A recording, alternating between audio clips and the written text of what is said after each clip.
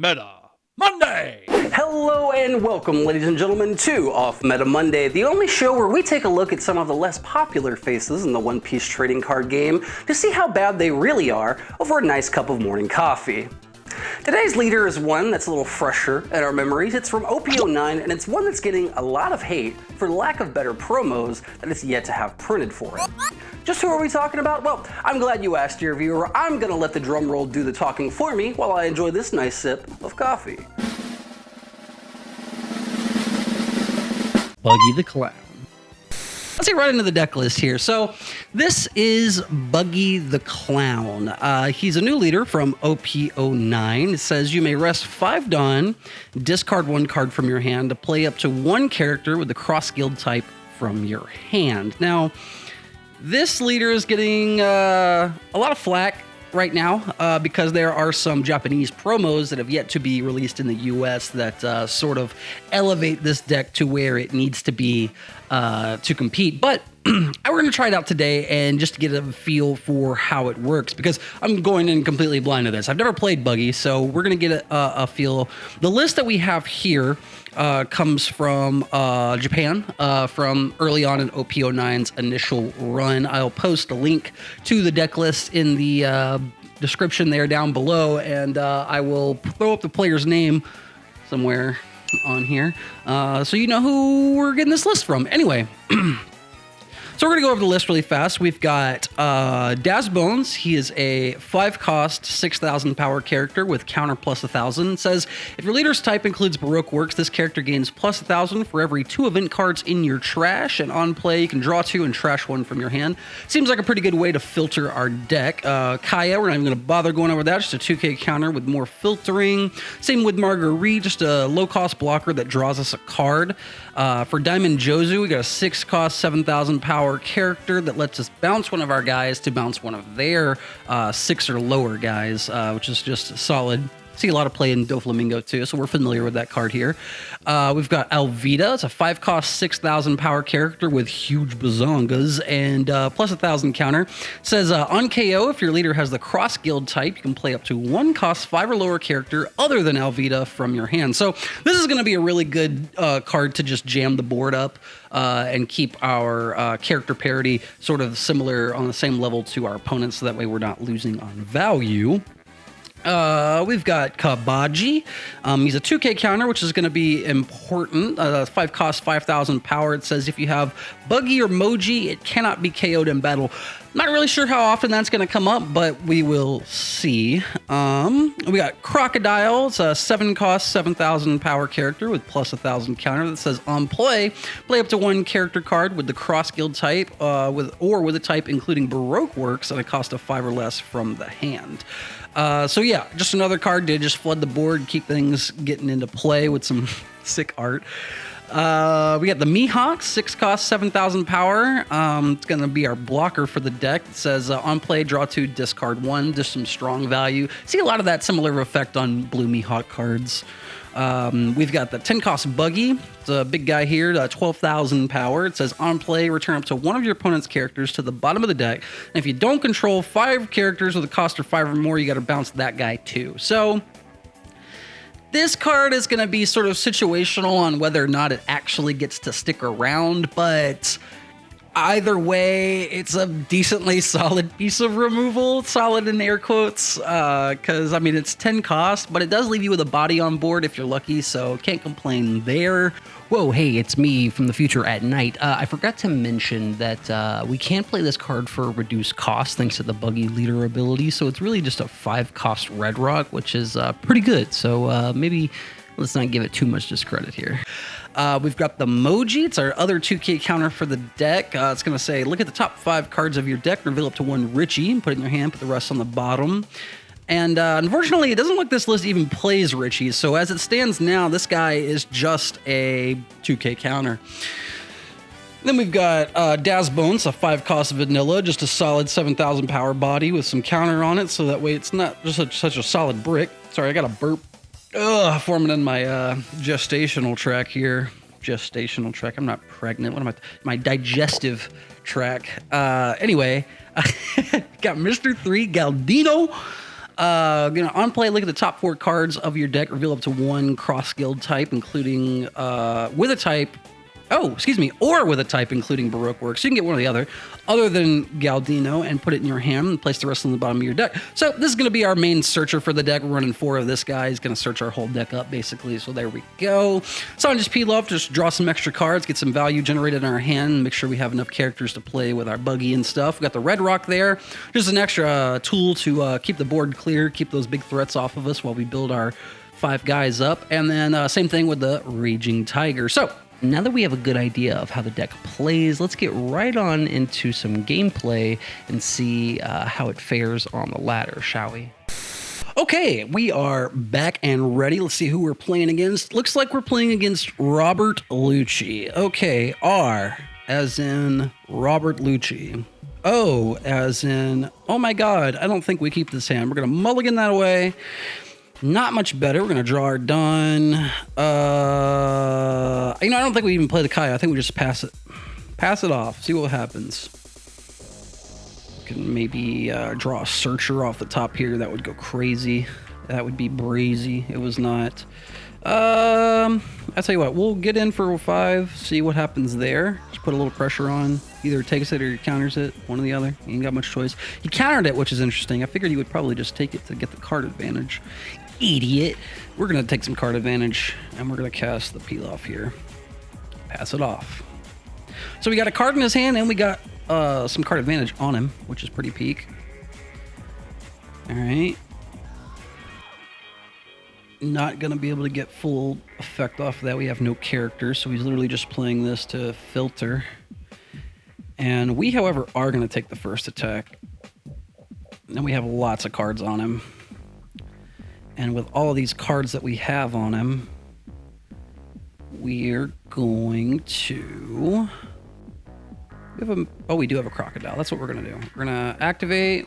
We will trash a Jozu to play the Mihawk. And then... Oh, wait a minute. I didn't mean to play Mihawk. Shit. Okay.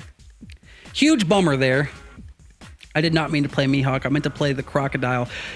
That's going to be a huge pain in the ass on the sim here, because when these cards are in your hand, they look pretty close. I mean, maybe I'm tripping. Maybe I'm just a stupid, dumb idiot. But, tell me that, when these are right next to each other, they don't kind of blend in. When you're just looking at the cards down there on the bottom. I don't mean the actual card art. If you look at the actual card art, not a stupid idiot, you'd be able to totally tell. But not here. Not for this guy. Let's see what he does, though. We've got a 6-cost character here with 7,000 power and blocker.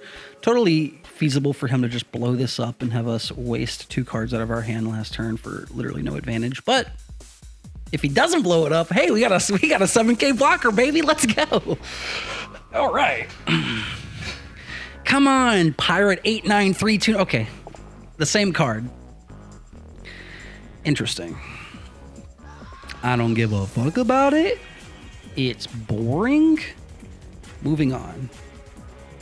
He's trashing 2 Moria. Oh, his hand is fucking trash, bro. This motherfucker dropped 2 Moria. Okay, at least he got the Rebecca in there, so he's doing okay.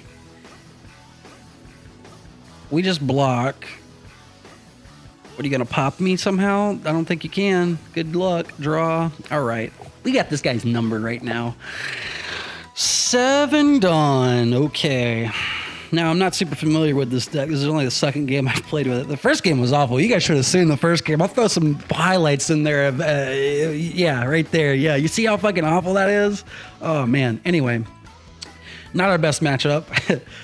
Kind of hard going into tier 1 versus off meta, but that's what the fun of off meta Monday is, baby. We're playing some bad shit against some good shit. Okay. 7 Dawn up. I think we're gonna actually do what we wanted to do last time. So let's trash a card. I'm okay with parting ways with the peel off here to drop Crocodile and then Dazbones. And we're still drawing cards. Let's trash.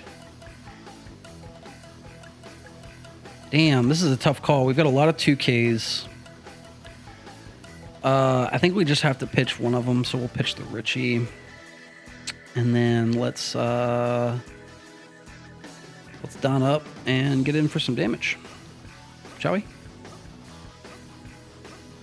Hey, I'm just not realizing that I can do Buggy's ability more than once in a turn. That's pretty cracked if you have 10 done. And 2 cards to spare. He's at 4. He just pitched. He's going to have a lot of Dawn development to try and kill our Mihawk, but I am going to be greedy and swing in with the Mihawk. I feel like now is the time to get in with damage. Here's the thing, guys. Whenever you're playing against Robert Lucci or really any black deck, ooh, that Isho was crushing. When you're playing against any black deck that has the capacity to just KO your stuff, especially 5 and lower, you definitely want to just get the damage in and get as much value as possible before you give them the opportunity to blow it up. Don't leave your 5-cost characters just sitting there thinking, oh, well then, you know, I'll use the value from it next turn. No, you want to get in as fast as you can. We're just going to take the damage here. You want to get in as fast as you can against black because they're not going to give you a chance to swing if you just leave that guy standing there. They're going to try and blow it up as fast as possible. So, okay, so we got Isho'd. What did he cut from us? He cut really good shit from us. We lost basically all of our value there and kept all of our 2Ks, which could be worse. We're going to draw the Dawn. Hey, we did get a Crocodile back, so we are slightly better. Okay. We can either play the Bones or we can play the Cabbagey. The Cabbagey can't be KO'd in battle, but I don't think that really matters because they're going to be KOing us by effect. So we're going to hard cast this. That's going to give us the Bones. So now we are at parity. We can hit the Buggy on the following turn, presuming they don't blow up any of our shit. That's a big presumption. So I'm not holding my breath, but it is there. Let's swing in for some damage. So we're going to get in for 6. At least force him to play a 2K here. Okay. And then this guy is going to get bigger for every 2 events. So he is at least a 7K now. That's going to make him an 8. So we will swing in for the 8. I don't know why he's not getting it. Oh, that's interesting. So he doesn't actually get the value. Why Japanese player who put this card in their deck? Why are you playing it? That's curious. Because he doesn't get the power buff since Buggy is not technically Baroque Works. Buggy is for Emperors and Cross Guild. So that's an interesting inclusion. But that's okay. We're gonna look at the list afterwards and see what we can change here. Let's get in for 7. Let's see how that goes. What we got the damage in. Now here is a situation where we could just leave the blocker up, but we got 3 life on him. I'm gonna just get in. Like I said before, you just want to get in as much as you can. See how hard he countered out for that? What did he pitch? He pitched 2 Kakus and a Brook. That's like beautiful. That's like literally the best counter we probably could have asked for. And we're sitting nice and comfortably here. Ooh, so he's gonna blow up some shit now. We lost our Crocodile. He's going to swing on there. We're not going to block. We're going to counter out. 10K there. We're going to counter out. All right. Now, we can't kill anything else on our board. This guy can't swing. I think we're in a pretty good spot to just try and go for game this turn. Let's see what he does. He might just extend the handshake here. Come on, you cat son of a bitch. Give me the handshake. What you got? Oh, hey, there we go. So, like I said, that's a perfect example of proper aggression in this game. I fall prey to this often of just like being a little too scared to push for game when you need to, being a little too scared to be aggressive. But that's kind of the whole skill check in this game, right? It's knowing when to extend yourself, when to use your resources, when to preserve your resources. I'm not saying anything new or groundbreaking here, but hopefully that's just a good example of how you can take a lower tuned, lower power deck and just win off of nothing but pure fundamentals and a little bit of luck. So there we go. All right, let's take a gander at the pros and cons of OP-09's Buggy as it stands pre-patch. Pro. The deck has some insanely cheap and effective removal from both the 10 cost Buggy character and the other blue bounce houses in Jozu, Red Rock, and the like. Con: the average cost of the deck is a little too high to keep value rolling against other decks that want to be jamming 4 cost 5Ks, which makes it slower against the format on the whole. This is something that does get remedied a bit with the upcoming promo that offers some counterplay against these decks though. Pro: there's some solid filtering to be had in the deck with the plethora of looting effects, peel-off, and if you opt to play it, the new stage Envy Bluffs Island, which lets you rest it to tuck 2 cards from your hand to the bottom of your deck to draw 2 cards, which is pretty solid. Con: this is a leader that's suffering from the all too common issue of simply being new. There's a lot of room in the design space for cross-guild cards, and until we see some more function out of the archetype, I don't think this really gets off the ground. Again, the upcoming promos are nice, but I feel like it needs just 1 or 2 more bangers on top of that before the archetype can really take off.